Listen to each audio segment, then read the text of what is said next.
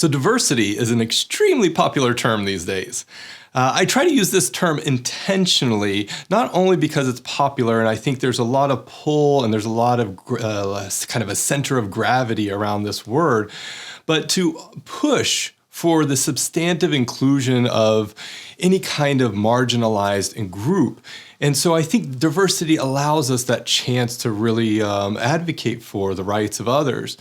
But the concept of diversity isn't just this abstract kind of idea to me. It's something that is really a lived experience for me.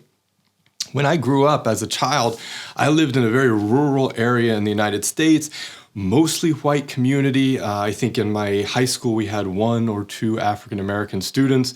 And so it was only when I went to college for the first time in my life that other cultures were kind of brought to my attention and kind of showcased the value of diversity and different cultures to what my life was. And so it allowed me to see the world in a very different light than I had been used to as a child.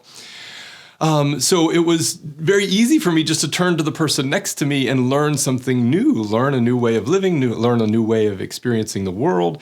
And so I was always very inquisitive with my classmates. I always kind of probed them, learned kind of where are you from, where is your parents from, what did they do, and things like that, just to kind of gain a new insight and a new perspective on the world. And so I had a lot of very unique friends, and they were wonderful because they would allow me to ask the dumb and stupid and silly questions that people who are just ignorant of the world or of the rest of the world to ask. And I think this is a really important characteristic that we should think about how to integrate it into our social lives, how to ask those questions in a way that's appropriate, and how to find people who are willing to take that time and help you learn. I remember one experience very vividly when I was in my undergraduate degree. I'd invited a couple of friends to dinner at my house, and I hadn't really reflected on their backgrounds too much. I mean, one was from Central Asia, and the other was from the Pacific Islands. And so we were sitting there at dinner, and I started reflecting on this issue of culture, and we came up with the topic of religion. And so it was nice to be able to just acknowledge the fact that here at that dinner table, again, in a very rural, majority white community, I had a chance to interact with someone who had an Islamic background, someone who had a Hindu background, and of course my family more or less being a Christian family. So it was super, super cool for me to kind of to just acknowledge and recognize that the value of those perspectives that were sitting at the table right now.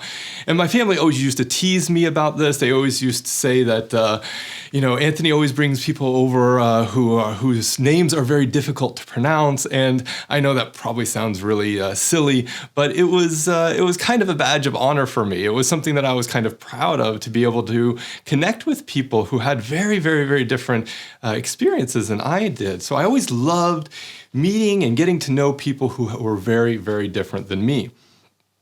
And as I grew up, I was living near Washington, D.C., which was like a treasure trove of culture and ideas, and a city that really celebrates the diversity in their public life. So I got a chance to really learn about different perspectives. I got a chance to go to all kinds of museums, and I was constantly seeking out knowledge and experiences when it came to culture. And at the time, I was studying music, so it gave me a chance to dive into the different musical cultures around the world. And it really fulfilled me. It really gave me a sense of joy and a sense of contentment, just trying to understand the possibilities of life. Because when you realize that the world has such a rich tapestry of ideas and perspectives, it just opens you up so, so much. So it added a whole spectrum of new experiences. It connected me to people that I would never have met or encountered in my small town. And so when I was studying, I really sought out those different cultural ideas and topics. So when I was studying business in my undergrad, I always tried to take all of the international business classes so I could learn about business from a global perspective. When I was studying music, I wanted to study world music and kind of music history to understand the ideas that contributed to the phenomena of music. And when I studied public health in my master's degree, I studied global health and international health because I wanted to understand how healthcare systems around the world operated.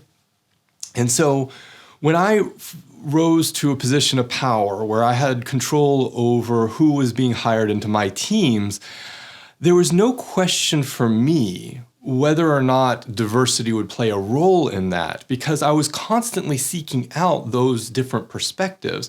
So now I have a chance to select the people who are going to be working with me.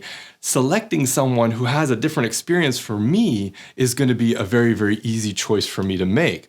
So there was absolutely no question. And it wasn't that I had to work with in a diverse team. Nobody was telling me that I had to, Anthony, you need to go and pick these people so you can construct a diverse team. It was because that was something I had sought out in my personal life, and I was taking this into my working life. And I remember I always I wasn't upset, but I would always get a little bit of tension when I would enter a room and I knew I had to work with a team who all kind of had the same perspective as I had. There were no really unique perspectives. Nobody was bringing anything different to the table. It was all kind of people just saying the same thing over and over again. Or if we got into some kind of nuanced discussion, it would just be this kind of sense of rivalry or competitiveness. And I feel like in diverse teams, it's never like that, because the diversity allows space for discussion and dialogue and understanding, mutual understanding. And there's not this sense of like drawing a bright line in the sand and saying you're this or that. In a diverse team, you always have a chance to kind of learn from each other. And I really, really enjoy that. Diverse teams for me just creates a much richer working experience. And that's not to say that working in a diverse team is not it doesn't have challenges. The challenges are typically on my side of the fence, because I have to constantly check my expectations, my implicit biases, to kind of try to understand a little bit better what expectations am I bringing to the table, and where are those expectations informed? How are those expectations informed? And I always have to think very critically about the ways in which I approach our interactions as a team, try to understand where compassion and empathy need to be extended to an individual because of their experience and their background.